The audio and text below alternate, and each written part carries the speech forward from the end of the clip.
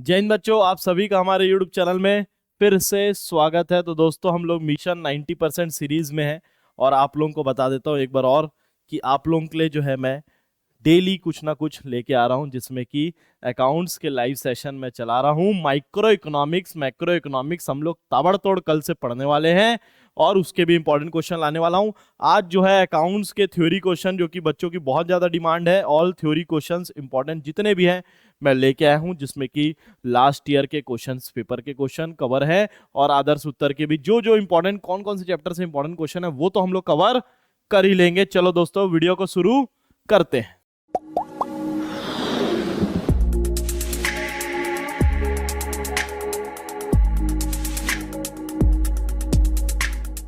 पहला जो चैप्टर है दोस्तों, accounting for partnership firm fundamentals.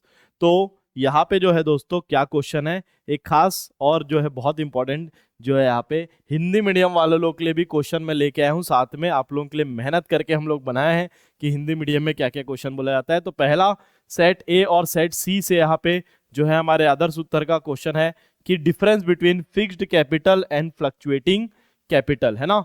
तो यहाँ पे क्या है, स्थिर और परिवर्तनीय पूंजी का जो है जो इंपॉर्टेंट क्वेश्चन बनता है पहले चैप्टर से। तो फिक्स्ड और फ्लक्चुएटिंग पढ़ लेना। What are the qualification of partner, तो अगर अपने को साझेदार बनना है तो क्या क्या योग्यताएं रहनी चाहिए, ये इंपॉर्टेंट हो जाता है क्वेश्चन।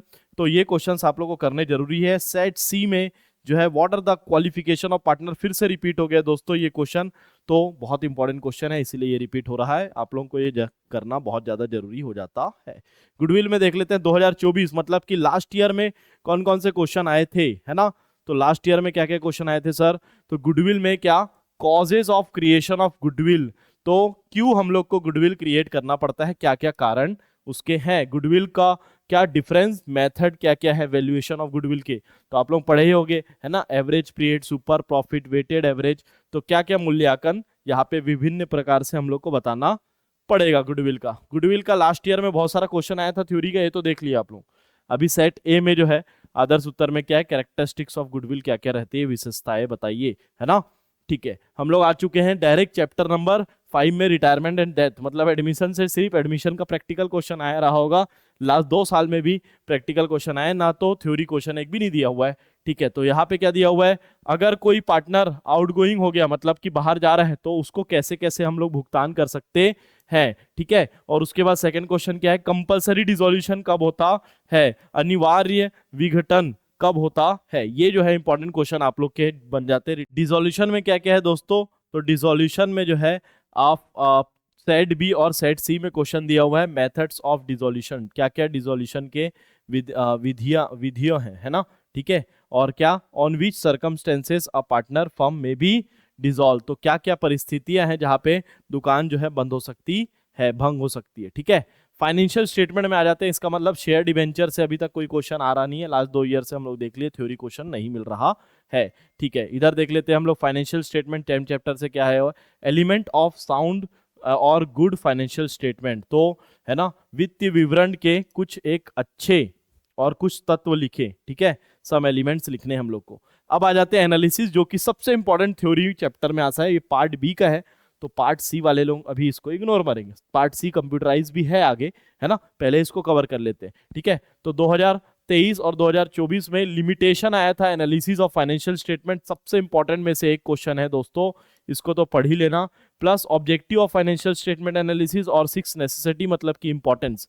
ठीक है, तो विश्लेषण और एक क्या आ गया यहाँ पे, उद्देश्य, ऑब्जेक्टिव मतलब की उद्देश्य, और आवश्यकताएं मतलब की नेसेसिटी मतलब इंपॉर्टेंस। तो ये सब क्वेश्चन जो है, ये तीनों क्वेश्चन याद रखना बहुत इंपॉर्टेंट है फाइनेंशियल स्टेटमेंट में। 6 मार्क्स के सीधा सीधा क्वेश्चन आते हैं।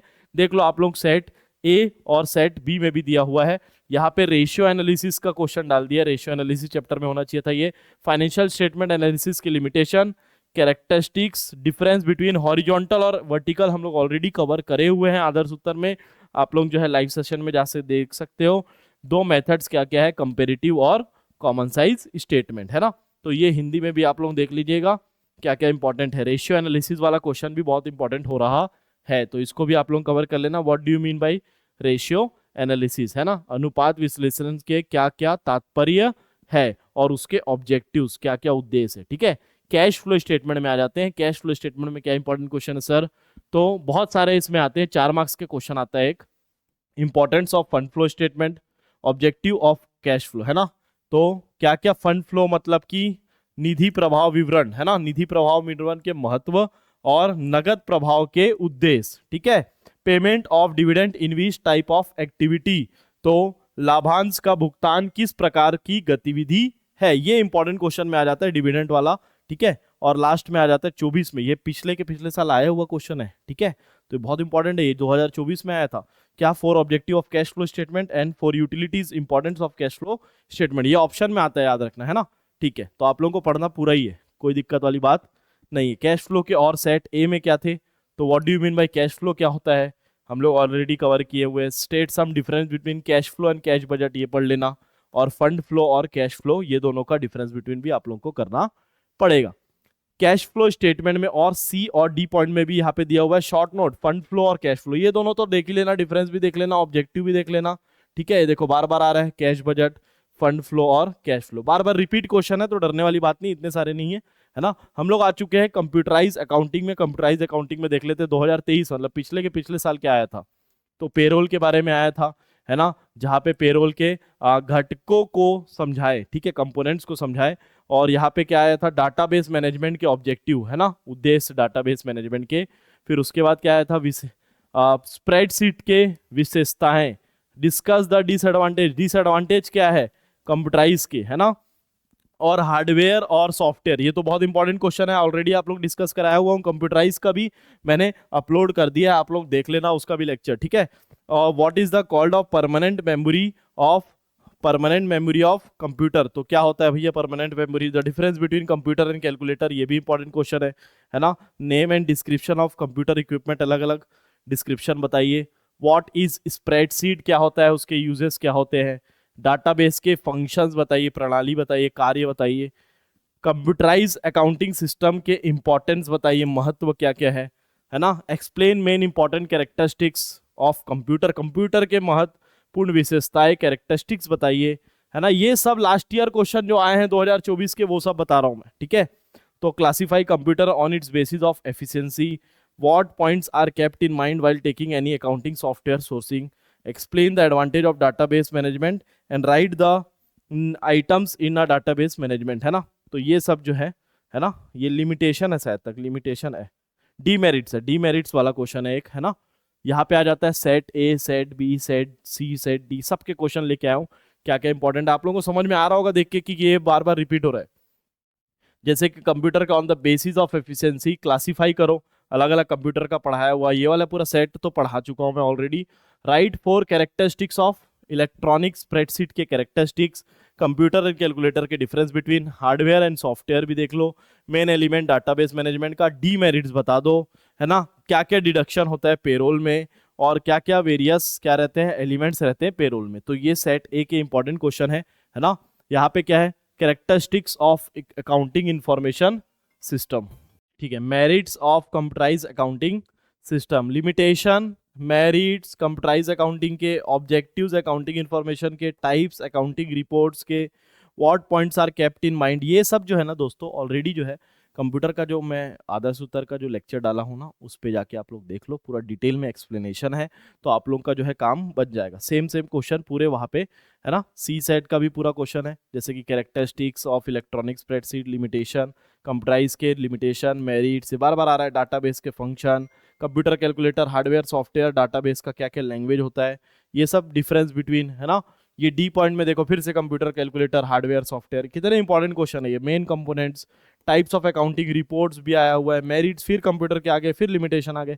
ये सब क्वेश्चन तो आप लोग को करना ही है। क्या mind world taking accounting software जब खरीदेंगे तो क्या क्या पॉइंट्स हम लोग को दिमाग में रखना चाहिए। तो ये जो है पूरा का पूरा थ्योरी क्वेश्चन का जो है इंपॉर्टेंट आप लोग के लिए लेक्चर मैंने बनाया आज, है ना। मैं उम्मीद कर रहा हूँ ये लेक्चर को आप लोग, क्योंकि समय कम है, मुझे पता है कल आप लोग का पेपर है ना, बहुत अच्छे से आप लोग पढ़ाई कर रहे होगे, तो देख लेना ये थ्योरी क्वेश्चन भी जल्दी से जल्दी आप लोग कवर अप कर लेना, और ज़्यादा बच्चों को शेयर करना ये वाला लेक्चर, क्योंकि बहुत कम समय बचा हुआ है और ज़्यादा से ज़्यादा लोगों तक ये लेक्चर पहुँचना चाहिए।